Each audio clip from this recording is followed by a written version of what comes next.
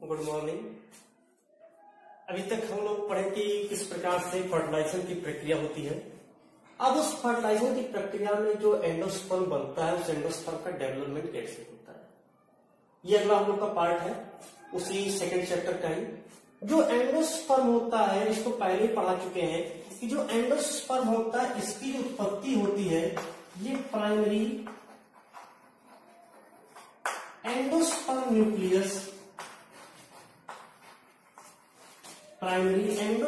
Nucleus से जो है एंडोस्पर्म का निर्माण होता है। ये प्रक्रिया पहले बताई गई है और साथ में ये भी बता दिया कि एंडोस्पर्म जो होता है वो ट्रिप्लॉइड होता है।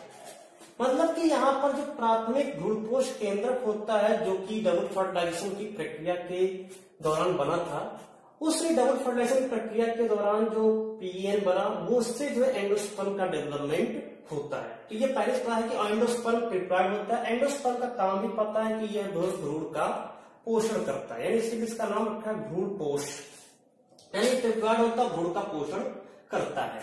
लेकिन अगर हम टाइप्स ऑफ एंडोस्पर्म की बात करें, टाइप्स ऑफ एंडोस्पर्म की बात किया जाए, जो एंडोस्पर्म होता है वो मेनली 3 प्रकार का होता है।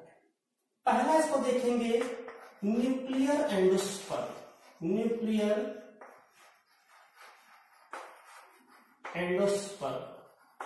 जो न्यूक्लियर एंडोस्पर्म होता है, ये न्यूक्लियर एंडोस्पर्म में जैसे मान लेते हैं कि एक है यहां पर एंडोस्पर्म है,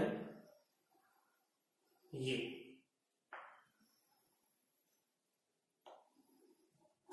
मान लीजिए एक एंडोस्पर्म है, इसमें केंद्रक है।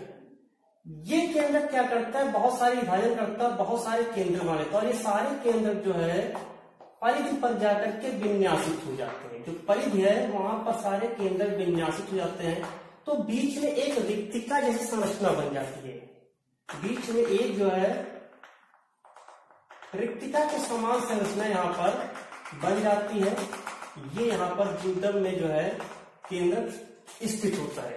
यानी कि पहला जो विभाजन हुआ केंद्र का, केंद्र के विभाजन होते रहते हैं और उसमें कोशिका भित्ति नहीं बनती है, तो उसको हम लोग न्यूक्लियर एंडोस्पर्म कहते हैं। बाद में जब अनुकूल परिस्थिति आती है, जब थोड़ा सा और डेवलप होता है, फिर रिक्तिका धीरे धीरे समाप्त हो जाती है और फिर उसके जीवद्रव्य और कोशिकाओं का निर्माण यहाँ पर ये फिर थोड़ा बीच में आके और आकर के ये इस तरह से यहाँ पर जो है कोशिका भित्ति बनती है और इस तरह से बहुत सारे जो है कोशिकाओं का निर्माण हो जाता है। तो इसको कहते हैं न्यूक्लियर एंडोस्पर्म। ऐसा एग्जाम्पल किसमें पाया जाता है, तो इसका एग्जाम्पल जो होता है जो पॉलीपिटैली होते हैं पौधे, प्रायः पॉलीपिटैली मतलब होता है पॉलीपिटैली यानी जिसमें पेटल जो होते हैं वो फ्री हो, तो उसको हम पॉलीपिटैली कहते हैं। उसमें ऐसा न्यूक्लियर एंडोस्पर्म पाया जाता है।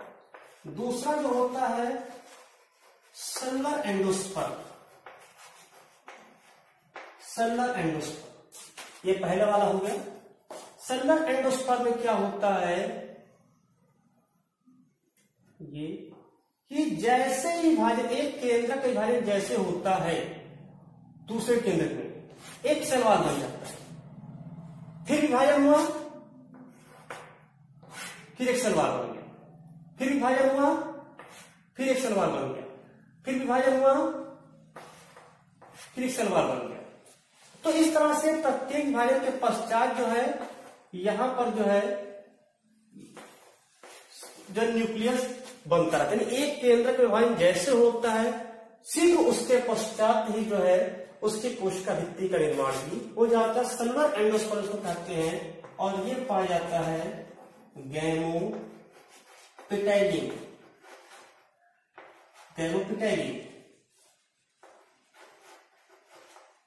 तीसरा होता है हेलोबियल एंडोस्पर्म। हेलोबियल एंडोस्पर्म जो होता है ये न्यूक्लियर एंडोस्पर्म और सेलुलर एंडोस्पर्म का एक सम्मिलित रूप होता है। इसमें क्या होता है, जैसे यही है एक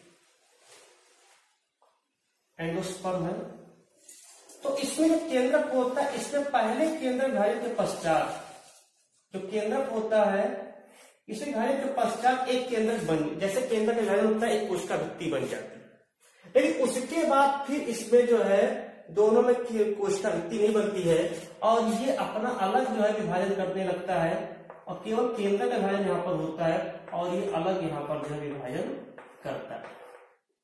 बाद में फिर जो है कोशिका भित्ति बाद में बनती है अनुकूल परिस्थितियों में, लेकिन पहली बार जब बनता है तो प्रथम बार में केवल केंद्र का विभाजन होता है, तो एक बार पहली बार जब विभाजन होता है तभी कोशिका भित्ति बनती है, उसके बाद दोनों अपना अलग अलग जो है विभाजन केंद्र विभाजन के रूप में कार्य करते हैं। तो ये दोनों का मिला जुला रूप होता है। इसका एग्जाम्पल है एरीमुरस।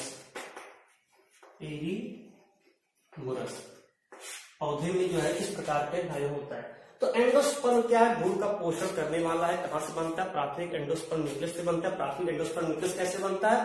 तो ये डबल फर्टिलाइजेशन के पश्चात जो है जब सेकंड मेल गैमेट होता है वो जब जाता है, कहां जाता है? सेकंड मेल गैमेट पहुंचता है पोलर न्यूक्लियाई, उस पोलर न्यूक्लियाई को फ्यूज करता है तो उससे ट्रिप्लॉइड प्राइमरी एंडोस्पर्म न्यूक्लियस बनता है, उससे एंडोस्पर्म बनता है। एंडोस्पर्म क्या करता है? भ्रूण का पोषण करता है। कई प्रकार के होते हैं, कौन कौन से? तो उसमें देखेंगे एक न्यूक्लियर एंडोस्पर्म होते हैं, सगर एंडोस्पर्म होते हैं या एलोवियल एंडोस्पर्म होते हैं। तो ये एंडोस्पर्म का डेवलपमेंट की प्रक्रिया होती है। धन्यवाद।